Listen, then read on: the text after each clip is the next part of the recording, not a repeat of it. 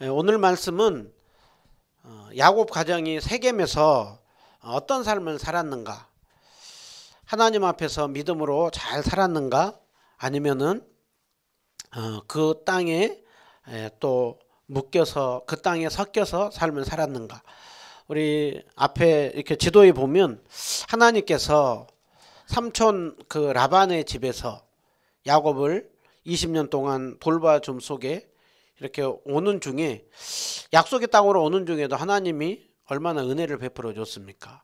그렇게 추격해서 쫓아온 그 라반에게서 하나님이 보호해 주었고, 그 야복나루에서 야곱의 이름을 이스라엘로 바꿔주고, 정말 그 허벅지 관절이 나가고 아주 약해졌지만 하나님께서 그 이름을 바꿔줌으로 야곱이 승리자가 되게 하였고, 그리고 실제로 그 에서 앞에 나감 속에서 정말 에서의 마음이 눈 녹듯이 녹으면서 400명이 죽이러 왔다가 오히려 그 야곱을 그렇게 또 호위해 준다고 하는 그런 속에서 야곱이 형과의 관계도 잘 정리하고 이제 숫곳을 지나서 세겜 땅으로 온 것입니다. 그리고 세겜 땅으로 와서 야곱은 제단을 쌓았죠. 제단을 쌓고 이름을 부르기를 엘엘로의 이스라엘, 이스라엘의 하나님이 신 하나님, 이스라엘의 하나님이신 하나님은 전능하신 하나님이요, 그 하나님께서 나를 이곳까지 인도했고 나는 이 약속의 땅에서 이제 하나님만을 섬기겠습니다. 그 고백까지 잘 하였습니다. 그러면 이제 약속의 땅에 들어오고 난 이후에 그 다음의 내용이 어떤 내용이 나와야 되겠습니까? 야곱이 이제부터 하나님의 은혜 가운데 잘 섬기고 살았더라. 그 후손들도 하나님을 잘 믿었더라. 그렇게 아름답게 맺어지면 그거는 동화이고 드라마예요. 그런데 실제로 약속의 땅에 들어온 야곱이 하나님을 고백했던 그 고백이 언제 이런 고백을 했나 할 정도로 야곱의 신앙이 약해져 있습니다. 야곱 자녀들의 그 모습이 굉장히 도덕적으로도 아주 선하지 못한 모습을 보입니다. 결국 성경은 이것을 통하여서 우리 인간은 하나님이 그렇게 은혜를 베풀어줘 생각보다 은혜를 주신 거기에 맞게 살지 못하더라라는 거예요. 하나님의 은혜가 날마다 필요하더라라고 하는 것입니다. 그것이 바로 세겜의 야곱의 가정의 모습에 잘 드러납니다. 야곱이 오늘 세겜에 머물렀는데요. 본래는 야곱이 어디까지 갔으면 가장 좋았느냐? 베델까지 내려가야 돼요. 하나님께서 야곱에게 나는 베델의 하나님이라, 그리고 내 고향 내 족속에게로 돌아가라. 그렇게 했을 때 이 베델이라고 하는 것이 어떤 것입니까? 하나님께서 야곱을 인생 깊이 만나줬던 것이죠. 급히 형을 피해서 도망가는 그 야곱에게 하나님이 친히 나타나셔서 꿈에 사닥다리로 천사가 오르락 내리락 하고, 그러면서 나는 너희 조부 아브라함의 하나님이요 이삭의 하나님이요, 그리고 이제 내가 너의 하나님이 될 것이다. 그리고 너희 조상 아브라함으로부터 시작된 그 언약의 후손이 내가 될 것이고, 그리고 너를 통하여서 이 땅이 하나님 나라가 이루어질 것이고 온 열방 가운데 복이 흘러갈 것이라. 하나님께서 그 야곱을 깊이 만나줬습니다. 야곱은 그때 베델에서 얼마나 은혜를 받았던지, 이름이 그냥 루스인데 그것을 베델, 하나님의 집이라고 했고, 야곱이 그때 서원을 했죠. 하나님, 만약에 내가 지금 피난길로 가는데 피난길에서 하나님께서 도와주고 나를 이곳까지 다시 인도해주면 내가 주님 앞에 11조를 드리고 내가 이곳에 정말 그 평생 하나님의 집을 짓고 하나님만을 섬기겠습니다. 그런 고백을 했어요. 하나님은 실제로 야곱의 고백대로, 야곱에게 한 언약대로 그렇게 지난 20년 동안 지켜주고 여기까지 오게 했어요. 그러면 야곱이 베델까지 내려가서 얼마나 그 은혜 받은 자리가 있잖아요. 우리가 은혜 받은 자리가 있을 때 하나님을 깊이 만났던 것이 있으면 야곱의 자녀들에게 불러놓고, 가족들을 불러놓고 이제 얘기를 하는 것이죠. 이곳이 우리 보면은 어디 보면은 이제 종교 유적지나 그런 곳이 있잖아요. 그러면 야곱이야말로 자신을 정말 깊이 만났던 곳이 바로 세겜에서 베델까지의 거리는 50km도 안 돼요. 한 빠르면 그냥 하루나 이틀이면 가고 천천히 가도 3일이면 가요. 거리가 멀지 않는 곳이에요. 그러면 그곳으로 불러놓고 내가 이곳에서 하나님을 깊이 만났다. 하나님 앞에서 그 언약을 약속을 받았던 곳이다. 그리고 그 은혜 가운데 하나님이 이곳까지 지켜왔다. 너희들도 하나님의 그 은혜 속에 있는 것이다. 그러니 우리는 이제 이 약속의 땅에서 하나님의 백성인 것을 알고 정말 우리가 정체성을 가지고 우리가 이 땅에서 하나님을 모르는 사람들과 살지 말고 정말 하나님 나라를 이루며 삶을 살자. 그 고백을 했으면 얼마나 좋아요. 그런데 웬일인지 야곱은 베델까지 내려오지 않고 세겜에 머무릅니다. 세겜에서 거의 한 10년 가까이를 머무르고 세겜에서 큰 아픔을 당하고 난 이후에 이제 베델로 내려가는 것. 그것이 35장에 나옵니다. 먼저 우리가 생각을 해보면은요, 야곱이 왜 베델로 가지 않고 세겜에 머물렀는가? 우리가 긍정적인 부분을 볼 수도 있고 부정적인 부분을 생각할 수도 있는데요. 긍정적으로 생각을 한다고 한다면 이 세겜이라고 하는 것은 아브라함이 하나님 앞에 부름을 받고 약속의 땅으로 왔을 때 제일 첫 번째로 제단을 쌓은 곳이 세겜이에요. 우리 이제 성경 퀴즈 문제 제가 이렇게 줬잖아요. 우리 2주 후에 성경 퀴즈 낼 것인데 약속의 땅에 들어와서 제일 아브라함이 먼저 제단을 쌓은 것이 세겜 땅 모래 상수리 나무 아래에서 제단을 쌓았더라라고 하고 있어요. 그러니까 야곱도 그 할아버지가 처음으로 약속의 땅에 들어와서 제단을 쌓았던 것처럼 그곳에서 이제 그 약속의 땅을 바라보면서 제단을 쌓았다. 그래서 그곳에 머물렀다. 긍정적으로 볼 수 있어요. 그런데 성경은 야곱은 베델에 내려가서 정말 하나님을 다시 한번 깊이 찾거든요. 그러면은 베델까지 가야 되는데 왜 세겜에 머물렀느냐? 그 이유는 세겜이 베델보다 살기 훨씬 좋았던 곳이에요. 쉽게 말하면 베델은 조금 낙후한 곳이라고 한다면 세겜은 굉장히 번화가고 발전된 곳이었어요. 세겜은 남북으로 그 산이 둘러 있고 그리고 동서남북 사방으로 이제 교통 요충지예요. 그러다 보니까 문화가 많이 발달되어 있죠. 그리고 사람들도 많이 모이죠. 그리고 그곳에서 살기에 편한 조건들이 많이 있겠죠. 그리고 거기에 또 목초지가 있습니다. 나중에 야곱의 자녀들이 저기 아래 헤브론에 있으면서 저 위에 세겜까지 이제 또 가서 이제 그 짐승들을 먹이는 일을 해요. 그러니까 여러 가지로 봤을 때 세겜에는 아주 눈을 끌 만한 것들이 많이 있는 거예요. 그런데 문제는 그러다 보니까 오늘 그 세겜 땅에서 그쪽으로 점점 마음이 가는 모습이 많이 있는 거예요. 오늘 세겜에 있었던 그 하나님의, 그래서 오늘 우리가 이것을 먼저 보면서요. 먼저 우리가 늘 기억해야 되는 것은 조금 불편하고 어렵더라도 우리가 더 하나님을 인격적으로 더 깊이 만나고 하는 그곳이 복된 자리예요. 번화하고 화려하고 편리해도 그곳으로 가면서 점점 하나님을 잃어버린다고 한다면 그것이 큰 비극인 것이죠. 그리고 아브라함과 함께 또 약속의 땅에서 떠나온 사람이 롯이잖아요. 아브라함과 롯이 재산이 점점 많아졌을 때 그때 서로 나눠질 수밖에 없을 때 아브라함이 롯에게 먼저 선택해라. 그때 롯이 어디를 선택을 합니까? 소돔 땅을 선택을 하죠. 소돔 땅을. 근데 소돔 땅을 롯이 봤을 때 그 땅이 어떤 땅과 같았냐면은 에덴 동산과 같고 하나님의 땅과 같이 정말 축복의 땅이 같았어요. 롯은 처음에 그곳에 갔을 때 그 근처에만 가면 되지라고 생각을 했겠죠. 그런데 나중에 시간이 지나면서 점점 그 안으로 들어가는 것입니다. 여러분, 이 세속성이라고 하는 것이 우리의 정체성을 잃어버리고 세속성이라고 하는 것이 참 무서운 것이에요.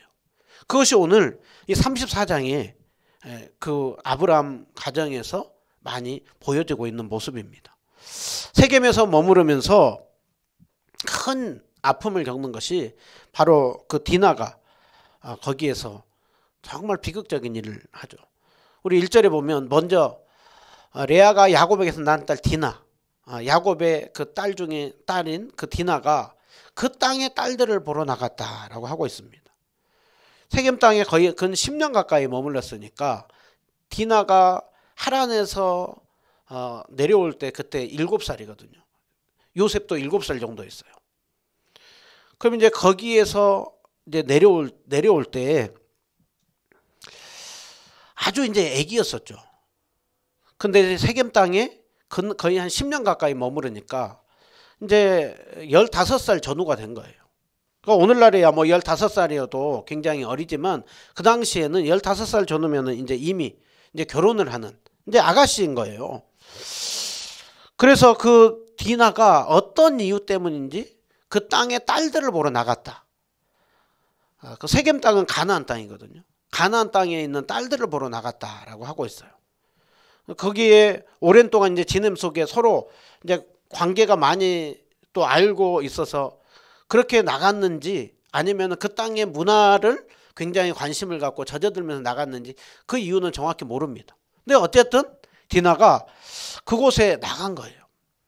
그곳에 이렇게 디나가 그 땅의 딸들을 보러 나갔을 때 그곳에 하몰의 아들인 그 땅의 추장 세겜이 디나를 보고 끌어들이고 강간하고 욕되게 했다라고. 여기서 디나를 향하여서 먼저는 봤다라는 거예요. 정말 그 정욕적인 모습을 보고 본 것이죠. 근데 볼 뿐만이 아니라 여기서 끌어들였다라고 하는 것은 힘으로요, 강제로 정말 힘으로 제압했다라는 거예요. 그리고서는 강간하고 욕되게 했다라고 하고 있어요. 여러분, 이 세겜의 그 세겜성이에요. 그리고 그 추장이 세겜이거든요. 그것을 가지고 그렇게 강제적으로 힘으로 제압을 하고 디나를 정말 그렇게 욕보인 것입니다. 이미 그 가나안 문화는 굉장히 음란한 문화예요. 그들이 섬기는 것이 바알과 아세라지 않습니까? 바알과 아세라 그 신들은 굉장히 그 성행위를 부추기는 문화예요. 그러니까 그래서 그런지 아니면은 추장 세겜이 자기가 힘이 있어서 그런지 디나를 그렇게 욕보인 것입니다. 그런데 그 욕보이고 났을 때 거기서 끝나는 것이 아니라 세겜이 이제 디나에게 완전히 푹 빠진 거예요. 정말 그 제대로 된 사랑이 아니라 아주 왜곡되고 잘못된 사랑으로 디나에게 더 집착을 하고서는 이제 그 아버지 하몰에게 정말 디나와 이제 결혼을 시켜달라 그렇게 얘기를 합니다. 그것이 어느 그냥 허락이겠어요? 강제적으로 그렇게 저기 하는 것이겠죠. 그런데 그 소식을 야곱이 듣습니다. 야곱이 들었는데 그 자기의 딸을 더럽혔다라는 얘기를 들었지만 웬일인지 야곱은 아무 말 없이 잠잠했다라고 했어요. 그런데 그 소식을 들은 그 오빠들은, 야곱의 그 아들들은 그 소식을 듣고 모두가 근심하고 심히 노하였다라고 했어요. 우리 그 여동생을 세겜이 그렇게 더럽혔다라는 얘기를 듣고서는 그 야곱의 아들들은 심히 노하는 것입니다. 그래서 그렇게 분노하고 있는데 그 하몰과 세겜이 와가지고 그렇게 얘기를 하는 거예요. 와가지고 너희 딸을 우리 아들 세겜에게 줘라. 미안하다는 얘기가 없어요. 우리 아들이 정말 잘못했다 그런 얘기가 없어요. 그냥 와가지고 기왕 이렇게 된 거 우리 결혼시켜라. 그리고 그러면서 하는 얘기가 우리 함께 이제 통혼하자. 너희 딸들을 우리에게 주고 우리 딸들을 너에게 주고 그러면서 우리가 함께 거주하자. 이 땅은 굉장히 살기 좋은 땅이다. 그리고 넓은 땅이다. 우리에게 이 넓은 땅이 있으니 너희들 함께 매매하면서 하고 또 집도 사고 또 땅도 사고 그리고 여기서 농사도 짓고 또 장사도 하고 그러면서 이곳에서 함께 우리 머무르자. 그렇게 얘기를 하는 거예요. 그렇게 제의를 하였을 때 디나하고 결혼만 시켜주면 우리가 이렇게 다 하겠다라고 하죠. 그때 야곱의 아들들은 이제 이미 복수할 마음을 먹습니다. 그리고 속여서 대답하기를 우리는 그렇게 못하겠다. 우리는 할례 받은 사람들이다. 할례 받지 않은 너희들에게 줄 수 없다. 그러면서 또 한 가지 조건을 겁니다. 만약에 너희들이 우리와 같이 너희 모든 남자들이 다 할례를 하고 나면 그러고 나면은 허락하겠다. 그리고 우리도 이곳에 거주하겠다. 세겜과 하몰은 그 얘기를 듣고 세겜 사람들을 다 모으고 그리고서는 이제 할례를 행합니다. 할례를 행하고 났을 때 그 이제 할례하고 나서 극도로 이렇게 아플 때 3일이 되었을 때 그 야곱의 둘째 셋째 아들인 시므온과 레위가 칼을 가지고 가서 모든 남자를 다 죽여버립니다. 세겜에 있는 모든 남자를 다 죽여버리고 하몰과 그 아들 세겜을 죽이고 그리고 디나를 데려오고 그리고서는 거기서 끝나지 않고 야곱의 그 아들들이 성읍으로 가서 양과 소와 그 짐승들을 다 끌어오고 또 모든 재물을 빼앗아오고 자녀와 그 아이들을 사로잡고 집 속의 물건들까지 다 빼앗아왔다라고요. 그러니까 굉장히 잔인하게 보복을 해버린 것이죠. 이제 야곱은 그 얘기를 듣고 나가지고 자녀들에게 분노하는 것입니다. 너희들이 내게 정말로 큰 화가 당하게 생겼다.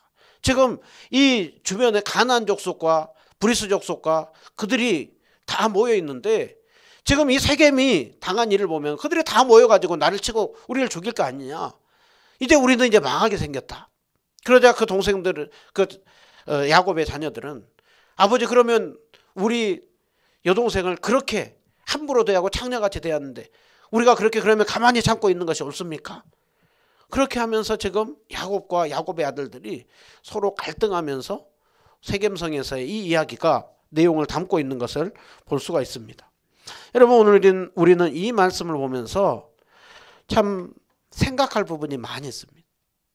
질문하고 싶은 것도 많고 생각할 부분도 많고 굉장히 조심스럽게 접근하면서 질문해야 되는 내용이 많아요. 그런데 오늘 이 34장에서 가장 먼저 우리가 생각해야 되는 것은 지금 야곱과 야곱의 아들들이 어떤 사람들이라고요? 구약의 교회예요. 그냥 한 개인, 한 가정이 아니라 하나님께서 이 야곱을 또 이 가정을 통하여서 하나님 나라를 세워가는 그 일을 지금 이들을 통해 맡겨놓고 있어요. 이 일을 통하여서 이루어가고 있는 과정인 거예요. 그렇기 때문에 이 구약의 교회인 하나님의 백성들, 하나님 나라를 세워가야 될 사람들이 지금 이 세상 속에서 어떤 삶을 살고 있는가예요. 그들에게 선한 영향력을 끼치고 있는가? 아니면 반대로 오히려 그들로부터 굉장히 세속적인 영향을 받고 있는가? 우리가 그 부분을 먼저 보게 되죠. 여러분 거기에 있어서 가장 중요한 사람인 야곱이 보인 문제는 무엇입니까? 야곱이 보인 문제는 굉장히 방관하고 있어요. 영적 리더십을 찾아볼 수가 없어요. 야곱이 도대체 하나님을 믿는 믿음의 조상다운 모습이 있는가? 오히려 그 자녀들의 신앙을 흔들어 깨우고 세상 속에 영향력을 끼치는 삶을 살라고 해야 되는 그 모습이 있는가? 오늘 5절 다시 한번 보면은요. 자기 딸이 더럽힘을 당했잖아요. 근데 야곱은 지금 잠잠하고 있어요. 무엇 때문에 잠잠할까요? 지금 그 상대가 그 성의 추장인 세겜과 그 하몰이에요. 그들이 힘이 있는 자들이에요. 그들이 힘이 있다 보니까 할례를 다 같이 그냥 다른 남자들도 같이 할례를 시킬 정도로 하몰과 세겜의 얘기를 다 들어요. 그러니까 지금 야곱은 지금 그들 눈치를 보는 거예요. 자기 딸을 그렇게 고통스럽게 했음에도 불구하고 지금 야곱은 굉장히 거기에 대해서 지금 눈치를 보고 있는 거예요. 눈치를 보고 있다고 하는 것은 지금 이 10년 동안 머무는 속에서 어떻게든 그들과 화목하고 화해하면서 잘 보내려고 하는 그 모습이 있는 거죠. 그래서 30절을 보면은요, 야곱이 그때는 잠잠하다가 그 자녀들이 그렇게 그 악한 일에 대해서 보복하고 행동한 분노한 일에 대해서 야곱이 뭐라고 합니까? 너희들이 내게 화를 끼치게 했다. 왜 이렇게 행동했냐? 왜 이렇게 감정적으로 행동했냐? 지금 가나안 족속과 브리스 족속들이 안 보이냐? 이 옆에 있는 사람들이 가만히 있을 것 같냐? 그들이 지금 다 모여와가지고 이제 우리는 죽게 생겼다. 우리는 이제 망하게 생겼다. 내가 어떻게 지난 20년 동안 그렇게 수고하고 땀 흘리면서 모아온 재산인데 어떻게 이런 과정인데 너희들 어떻게 저들이 큰 화를 당하는 그 일을 하고 있느냐. 여러분 지금 야곱의 모습 속에 오직 30절을 생각하는 것은 나를 치고 나를 죽이고 나와 내 집, 내게 화를 끼쳤다는, 여전히 이전의 야곱, 늘 자기 중심을 생각하는 그 야곱. 여러분 그 모습, 에서 앞에 당당히 나갔던 야곱이 또 없어졌어요. 또 엘엘로이 이스라엘 제단 쌓고 나는 하나님만 섬기겠습니다, 그 하나님은 전능하신 하나님입니다 라고 하는 이 신앙 고백이 지금 없어지고, 오히려 지금 야곱은 자기의 정체성을 잃어버리고 그들 눈치만 보는 거예요. 그들에게 지금 푹 빠져 있는 거예요. 지금 야곱의 모습을 잃어버린 것은 정체성을 잃어버린 거예요. 신앙을 잃어버린 거예요. 그리고 야곱에게 남아있는 것은 새 속성만 남아있는 거예요. 세상 속에서 살아가려고 하는 그 모습만 남아있는 거예요. 여러분 오늘 이 야곱 가정의 문제는 결국 나중에 어디서 해결이 되느냐, 35장에 가서야 해결이 됩니다. 35장에 베델에 가서 그 새 속성을 빼고 그들을 눈치 보면서 그들과 잘 살고자 하는 거 빼고 다시 하나님만을 찾고 하나님의 자비와 긍휼 속에 이 문제가 해결이 됩니다. 결국 야곱의 가장 큰 문제 중에 하나는 무엇이었느냐, 하나님만 섬기겠다고 하는 그 신앙을 빠져버린 거예요.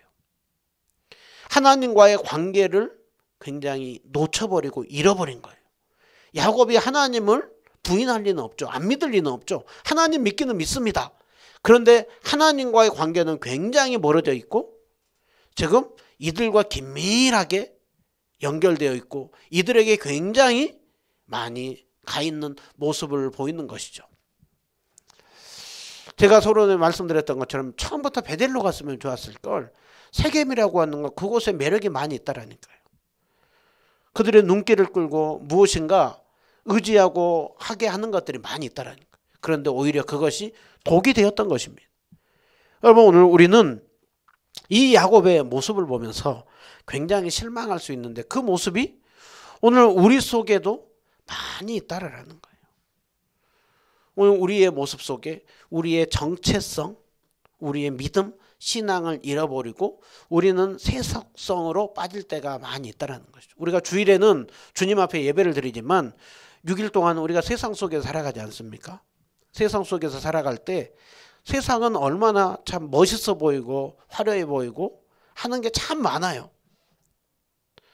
오늘 그들이 계속 얘기를 하는 것이 통원하자, 우리와 함께 하나가 되자, 그러면서 유혹하거든요. 그런데 세겜과 하몰이 하는 얘기가 있습니다. 먼저 우리가 할례를 하자, 그리고 그들이 이곳에서 땅을 사게 하자, 그리고 지내게 하자, 그리고 기회 봐서 그들이 이곳에 머무르면 결국 저들의 것이 우리 것이 되지 않겠느냐. 세상은 무엇인가 우리에게 좋은 걸 줄 것 같고 겉으로는 굉장히 우리를 평안하게 할 것 같은데 그곳 가운데는 많은 위험한 것들이 많이 있다라는 거예요. 그래서 성경은 우리에게 끊임없이 말씀하는 것이 무엇입니까? 이 세상이나 세상에 있는 것들을 사랑하지 말라라고 얘기를 해요. 세상 자체를 얘기를 하는 것이 아니라 우리로 하여금 세상 속에서 신앙을 잃어버리게 만드는 그 유혹하는 미혹하는 것들을 우리로 하여금 조심하라라고 말씀하고 있습니다. 그러면서 성경은 우리에게 하나님 나라 백성이요 구별된 삶을 살 것을 말씀하고 있는 것이죠.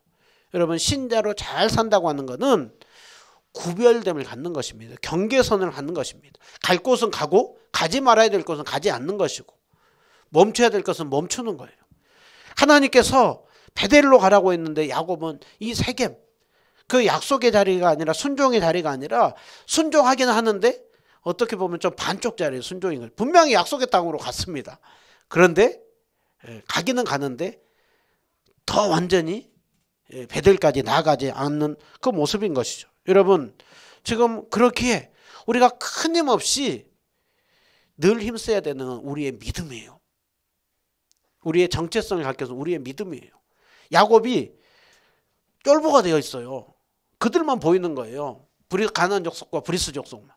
그런데 우리에게 있어가지고 다시 하나님만 보이는 그것이 35장에 가서 다시 그 하나님께만 매달림 속에 하나님이 그 주변에 있는 족속들을 잠잠하게 합니다. 그래서 야곱의 그 가정과 재산은 저들에게 달려있는 것이 아니라 하나님의 손에 달려있는 것입니다.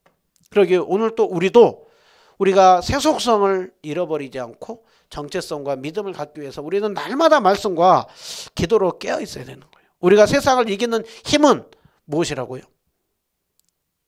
믿음이라라. 그래서 요한일서 5장 4절 말씀하죠. 무릇 하나님께로부터 난 자마다 세상과 타협하고 세상이 지고 사는 것이 아니라 이기는데 세상을 이긴 승리는 믿음이라 라고 말씀하지 않습니까? 여러분, 그러기에 우리는 끊임없이 믿음으로 깨어 있으려고 해야 돼요. 그러기 위해서 우리는 날마다 하나님과 독대하는 시간들을 가져야 돼요. 주일에만 주님 앞에 나가는 것이 아니라 우리가 일상에서도 개인적으로도 날마다 주님 말씀 앞에 서야 되는 것이죠. 우리 찬송가 263장 찬양할 것인데요. 우리의 능력은 뭐라고 하고 있습니까? 이 세상 험하고 나 비록 약해도 늘 기도 힘쓰면 큰 권능 얻겠네. 내 마음이 약하여서 늘 넘어지지만 늘 주님 바라볼 때 주님 우리에게 힘 주는 거예요. 그렇기 때문에 우리가 늘 주님을 바라보는 그 시간, 그것이 날마다 말씀과 기도로 주님 앞에 서야 하는 것이죠. 오늘 또 우리가 보면서 이거 보게 되는 거거든요. 과거의 은혜만으로 안 돼요. 뭔가 하나님 베델에서 뭔가 야복나루에서 하나님 세게 한번 만나고 나가지고 그 신앙 안 돼요. 우리에게는 주일에만 은혜를 받는 것이 아니라 인생의 중요한 순간에만 은혜를 받는 것이 아니라 날마다의 은혜가 필요해요. 그래서 하나님이 이스라엘 백성들에게 주었던 것 중에 하나가 그 광야에서 만나를 줄 때 하나님 참 뭔가 째째하시지. 한꺼번에 주지 않고 매일 거두라고 하잖아요. 그들의 매일 거둬본 적이 있습니다. 근데 그걸 또 썩어버리게 해요. 피곤하고 귀찮아 보이는데 매일 걷게 해요. 그 이유가 뭐 때문에 그렇습니까? 하나님이 째째한 것이 아니라 우리를 너무나 잘하는 거예요. 2일 3일 한꺼번에 주면 우리는 금방 하나님 잊어버려요. 하나님 안 찾아요. 그런데 날마다 만나를 거두게 함으로 날마다 그 만나를 내려주신 하나님의 은혜임을 날마다 고백하며 살게 하는 것이죠.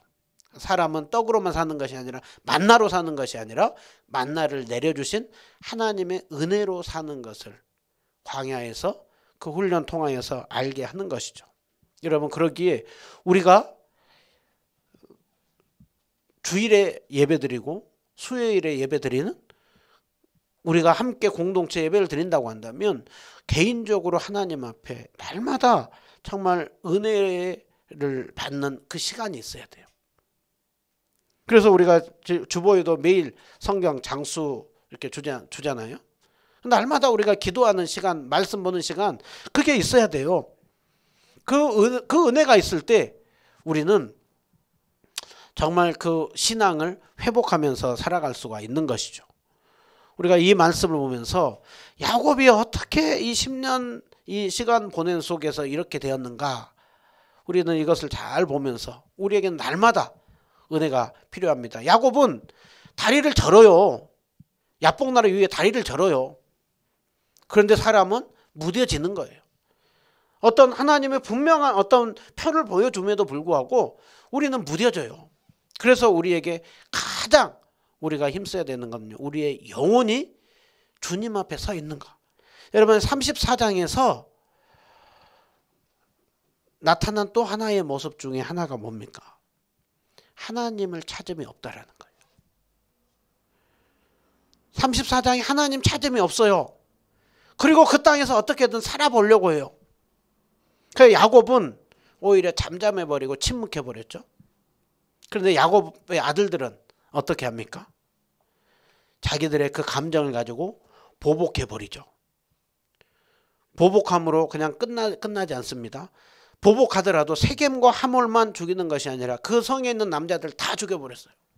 그리고 거기서 끝난 것이 아니라 그곳에 있는 짐승들 다 약탈해오고, 그리고서는 그 아이들과 여자들까지 다 사로잡고 집에 있는 것까지 다 빼앗아 왔다라고 하고 있어요. 그러면서 그들이 마지막으로 하는 얘기가 뭡니까? 저들이 우리 여동생을 이렇게 했는데 그러면 가만히 있어야 됩니까? 여러분, 이것이 그들의 방법이었어요. 결국 34장 여러분 가셔서 처음부터 끝까지 눈 씻고 봐도 하나님의 이름은 한 번도 안 나와요. 그 아픔을 당했다고 한다면 그때라도 하나님 찾아야 되는데 하나님 안 찾습니다. 하나님 이름 안 나와요. 그리고 인간 스스로 그것을 해보려고 해요. 창세기 34장은 성경의 가장 어두운 장 중에 한 장이에요. 많은 분들이 창세기 34장 설교 잘 안 해요. 민망하기도 하고 그리고 여기에 별로 선한 게 없으니까. 그런데 성경은 33장에서 약속의 땅까지 왔잖아요. 그리고 세겜까지 왔어요. 그리고 세겜에서 제단을 쌓았잖아요. 35장으로 넘어가면 베델에서 또 하나님 찾고 신앙을 회복하거든요. 그러면 34장 빼놓고 33장에서 35장까지 오면 믿음의 조상들이 하나님 잘 믿고 섬겼구나. 그렇게 해야 되는데 34장을 넣어놓고 있어요. 왜 34장을 넣어놓고 있을까요? 인간이 그만큼 악하다라는 거예요. 인간이 하나님 빼고서는 뭔가 해답이 안 되더라라는 거예요. 하나님이 찾는 자리에 있지 않는 속에서 나타나는 것은 결국은 또 다른 악밖에 나오지 않다라는 것을 보여주고 있는 거예요. 그래서 결국은 34장에 또 보면서 더 길게 보면 우리 인간에게는 주님의 은혜가 필요하다라는 거예요. 여러분, 오늘 이 문제는 35장에 하나님께서 야곱에게 나타나셔서 일어나 베델로 올라오라. 거기서 제단을 쌓아라. 거기에서 나를 찾으라. 네가 베델로 오는 중에 내가 너를 지켜주고 보호해 줄 것이다. 그 하나님의 은혜가 베풀어짐 속에 이제 그 문제가 해결이 됩니다. 여러분, 오늘 우리는 이 말씀을 보면서요. 34장에서 끝났으면 복음이 아닙니다. 그런데 35장에 하나님의 은혜가 함께합니다. 여러분, 이들이 34장에 보면 어떻게 믿음의 조상다운 모습이 있어요. 지금 이 12아들이 장사가 나온 이후에 첫 번째로 보여주고 있는 모습이 잔인하게 이렇게 무자비하게 학살하고 무지하게 보복해버리고 그리고 나서도 아무렇지도 않는 듯이 그러한 당당함을 보이고 있어요. 회개함이 없는 거예요. 여기서 끝나버렸다고 한다면 어떻게 이들이 12지파가 될 수가 있겠어요? 구약을 먼저는 이 성경은 먼저 그 당시 유대인들을 위해서 기록했잖아요. 이 성경을 기록해서 본 유대인들에게 보여주는 이유가 무엇입니까?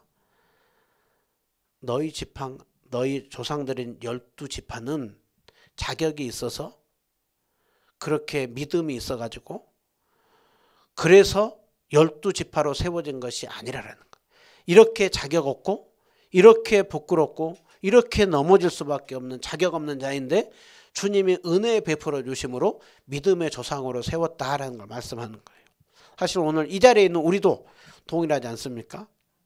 로마서 5장 8절에 이렇게 말씀하죠. 우리가 아직 죄인 되었을 때 그리스도께서 우리를 위하여 죽으심으로 하나님께서 우리에 대한 자기의 사랑을 확증해 주셨다라고 하고 있습니다. 여러분, 그러기에 34장을 볼 때마다 우리에게 보여주고 있는 것은 오직 복음이고 은혜입니다. 34장에서 인간에게 날마다 필요한 것은 은혜라는 거예요. 여러분, 그 하나님 나라를 온전히 세운 분이 누구이십니까? 예수 그리스도죠. 구약은 안 된다, 안 된다, 안 된다. 그래서 그분을 기다려라. 그리고 예수님이 오심으로 우리는 그 공로 의지하여 나아간다라는 거예요. 그걸 또 우리는 늘 주님의 은혜 가운데 서 있음을 알고 자격이 없는데 이들과 동일한 모습, 정말 이들과 동일하게 우리가 조금만 손해보면 우리는 더 보복하려고 하죠. 성경에 보면은요, 눈에는 눈, 이에는 이게 잔인한 게 아니에요. 눈에 놓는 이에는 이는 더 이상 보복하지 말라라는 거예요. 아무리 최대한 심하게 보복을 해도 상대방이 눈을 너 다치겠냐 그러면 눈 다치는 것까지만 하고, 눈 한쪽 다치겠냐 그러면 한쪽까지만 정말 가능하면 참되 한쪽만 다치게 하지 두 쪽 다치게 하지 마라. 이 하나 뺐냐 그러면 괜히 너는 더 열받아가지고 이 두 개 빼고 그런 거 하지 마라. 지금 야곱 아들들이 뭐합니까? 자기 누나, 자기 여동생 그렇게 한 그것으로 자기 여동생 소중하죠. 분노하는 게 맞습니다. 근데 분노함이 넘쳐서 세겜과 그 하물만이 아니라 그 다른 사람들까지 다 쓸어버린 거예요. 그리고 그 자녀들, 그 아내들까지 다 쓸어버린. 자기 동생이 소중하면 상대방도 귀한 줄 알아야 되죠. 근데 우리 인간은 그것을 자꾸 더 넘어가는 거예요. 우리 편에서의 정의는 굉장히 그러기에 불안정한 정의입니다. 결국 34장에 하나님 없는 그 인간들 속에서의 그 믿음과 삶은 도대체 선함이란 없다. 그것을 보여주고 있는 것입니다. 그러기에 우리는 날마다 주님 앞에 가장 힘써야 되는 것이 신앙의 자리입니다. 우리의 삶 가운데 끊임없이 주님이 간섭하도록. 야곱이 그 후손들이 보인 모습이 세속성이라고 있습니다. 우리가 정말 세속성을 끊임없이 우리가 싸우면서 더욱더 주님 앞에 거룩성을 가지고 분명한 정체성을 가지고 우리가 다음 주에 하나님께서 또 얼마나 은혜 가운데 회복해 주는지를 이렇게 보게 되는데요. 정말 우리에게 날마다 예수님의 십자가가 필요합니다. 그 주님의 은혜 가운데 우리가 세상 가운데 살아가되 세상 속에 정말 젖어서 사는 것이 아니라 세상 속에 선한 영향력을 끼치는 자로 하나님 나라 백성으로서 우리가 직장을 다녀도 우리가 공부를 하고 하나를 무엇을 하더라도 정말 하나님을 믿는 백성다운 모습으로 거룩한 삶을 통하여서 선한 영향을 끼치는 믿음의 사람들 다 되시기를 주님의 이름으로 축원드립니다.